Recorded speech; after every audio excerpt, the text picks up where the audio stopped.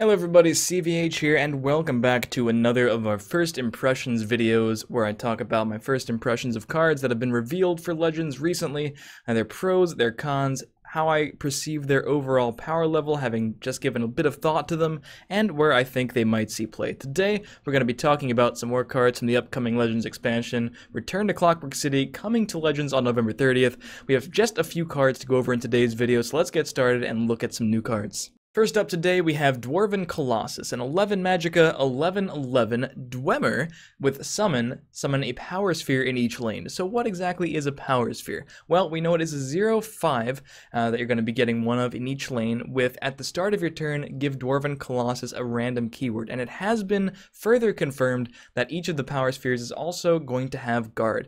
So you have an 11/11 with a cost of 11 that's giving you a total of 0/10 of extra stats over two power spheres, which can then give you extra keywords. So how are we really going to analyze this card? It's a little bit complex, but the first part of it is it's incredibly expensive. It's an 11 magic card in a meta where aggro decks are definitely not seeing too little use, right? So a lot of the decks that are out there in the meta are going to try to kill you long before Dwarven Colossus is even remotely starting to be playable. So then we have to analyze whether or not this card is actually good enough when you finally do play it. And it's good that the 0/5s have guard. I think that really does, give this card a bit more leeway for costing such an obscenely large amount of Magicka. But when you look at the other cards that cost 10 plus really that see play, almost all of them either add a lot of damage immediately or impact the board in some significant way by removing something else. Marok steals a creature, Odahviing blasts away everything for 4, Paarthurnax gives you shouts which are then costing 0 that can also impact the board. So this card does strike me as a bit greedy. It's really expensive, it's kind of big and dumb, so to speak. You're just going to play it out there and hope it survives. Ideally, the power spheres will also survive along with it so you can get some random keywords. Obviously, charge is not exactly what you want to be giving the Dwarven Colossus after it's been waiting a whole turn. I'm not exactly sure about this card. I do think on first glance that it looks a bit more expensive than I would like, but we really don't know what form the new neutral-centric decks, if there are going to be neutral-centric decks after Clockwork City, what they're really going to look like. Will they want an 11 cost? Because if they do want to curve into an 11 cost, this looks like a pretty good option. And if you can get this card, like if you're top decking and your opponent's top decking in the perfect magical fairy tale land, so to speak, both players down on resources, you play this and you can stick it for multiple turns and get tons of keywords, it'll pretty much just win you the game. But an 11 cost, 11/11 with absolutely no additional effect, if your opponent just doesn't have an answer to it, will win the game in 3 turns. That's just how it works. 30 life, 11 attack, couple attacks, and they're just gonna lose the game. So, besides that perfect world where they don't have a piercing javelin or a belligerent giant or whatever, not totally sure how much of an impact this card is going to have, but it's definitely very cool card design, and I wonder if we're going to see, any more utilization for these power spheres, and I'm just waiting to see more cards in the expansion to see what kind of neutral decks could take form. Up next, we have Cog Collector. Now, this is another very interesting bit of card design. 2 Magicka 1/2, so not great stats already, but the effect is where things get a little interesting. Pilfer, add a gear to Cog Collector. So basically just like a gear token. Nothing that really does anything, just some sort of counter. If you were playing a real-life card game, it would probably just say add a gear counter to Cog Collector. And then last gasp, summon a random neutral creature with cost equal to the number of gears on Cog Collector. Even if this card has 0 gears on it, meaning it has never gotten to Pilfer, which isn't too unlikely considering it's a 2-cost 1/2 and people like to play removal and guards against things like that.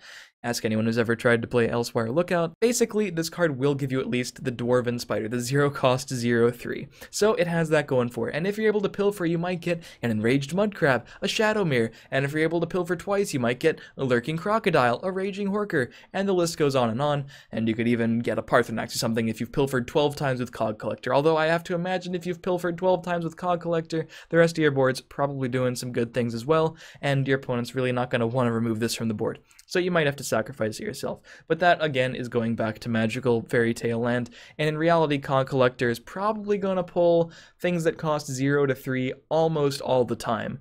unless there's like some crazy ways to protect this card. But the fact that you get a little bit of value, even despite the fact that you might not pilfer every time, does help this card quite a bit. That is a 2-cost 1/2 with a 0/3 guard coming out after it, similar to the power spheres we talked about with Dwarven Colossus.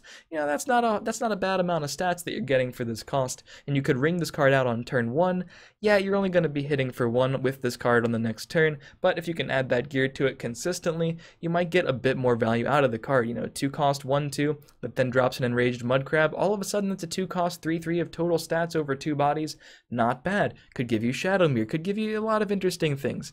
And yeah, this is another card where RNG does play a pretty serious role in the effect, even though there's a pretty limited amount of neutral creatures now. I'm sure that number will be expanding with Return to Clockwork City, given its emphasis on neutral creatures, and moving forward with whatever future expansions Legends gets. More neutral creatures means, obviously, more variants for Cog Collector. So I'm not exactly sure where I want to play this card yet, maybe in a Pilfer Monk type of thing if you can take advantage of this effect multiple times a turn. Besides Pilfer Monk, I don't know if this fits into many existing decks, but I really do like the card design on this card, and that's pretty much where my mind is right now. First impressions of this card, I think the card design is pretty sweet. We have another agility card for number 3 on today's list. Sails Through Storms, 6 magic of 5/5 with another Pilfer effect. Summon the top creature of your deck. So yeah, we're moving on up, no longer cog collecting, we are just summoning the top creature of our deck for free, sometimes. Obviously, this effect is supposed to be a bit more powerful because you're paying 3 times the magicka for this card than Cog Collector, and this is also a unique legendary, so you're only going to be able to play 1 of this card in your deck. Even if you're playing it, you're probably not going to be able to curve into it that consistently. And then when you play it, you're playing a 6 magic of 5/5. That is pretty slow. There is ample removal for it. Your opponent's going to be able to play Shrieking Harpy, again, Belligerent Giant, Earthbone Spinner, Silence. You guys, by now, you pretty much know all the things that answer Kinral Burglar, sans Lightning Bolt, which is a big deal that this doesn't get Lightning Bolted. I think that by itself makes this a bit better. Besides Lightning Bolt, though, anything that's going to answer Kinral Burglar and make it kind of the unplayable card that it is now, is also going to affect Sails Through Storms. However, the upside of this card in the right deck could be potentially huge. You could ramp this card early in Ramp Scout, or ramp this card out early in Ramp Scout. You could play, turn 2 Ring Treeminder, turn 3 Ring Histmage, turn 4 Sails Through Storms, and all of a sudden, turn 5, you can just drop a Parthenax from the top of your deck. We're really going all in with these crazy scenarios in today's video. A lot of these cards have potentially huge upsides, but in reality will probably sit somewhere closer to the middle. But with this card, you could also use it in an Archer's Shell with cards like Archer's Gambit or Quicksilver Crossbow, which you then attach to Sails Through Storms or use on Sails Through Storms, which can then ping your opponent's face. And that does count for the Pilfer ability of Sails Through Storms. Pilfer just means whenever this creature deals damage to your opponent, and Quicksilver Crossbow is an item, and Archer's Gambit says the creature deals the damage, so this card is potentially a combo card for things like that. And if you're able to do that, maybe you're the one getting Belligerent Giant out on your opponent. Maybe you're getting these even relatively small to mid-sized threats. If you can get multiple in a turn, that'll be pretty fantastic, I think, value no matter what. But Sails Through Storms, basically the downside is clear. 6 cost 5/5, doesn't really immediately do anything, but it is an incredibly scary card that your opponent's likely going to have to try to deal with immediately, or it could potentially carry the game. And again, there are ways to sort of cheat and combo it. If you have a little bit more magicka, you can use those cards like Archer's Gambit, which could make this constructed viable. The last card in today's video, I did mention that it was going to be a somewhat shorter video, is Hallowed Death Priest. Very interesting yet again. We've seen a lot of interesting cards in today's video. This is obviously a Mummify on a stick in some ways.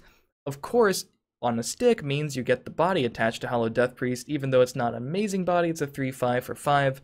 And you're getting to always mummify something that is whatever is the largest in your opponent's hand. So you're definitely going to be getting the good target, whatever that is in your opponent's hand, but you are losing out on a bit of choice when you play Hallowed Death Priest. This is, again, not so much RNG with this card at all, but basically just the variance of the draw.